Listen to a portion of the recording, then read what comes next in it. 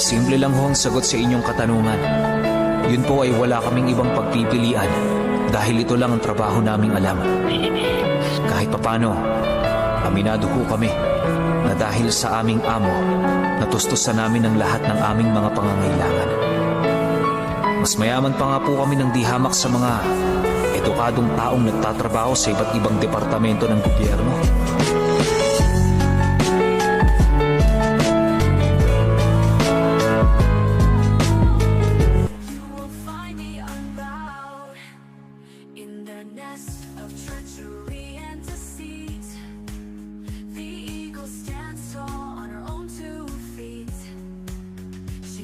The game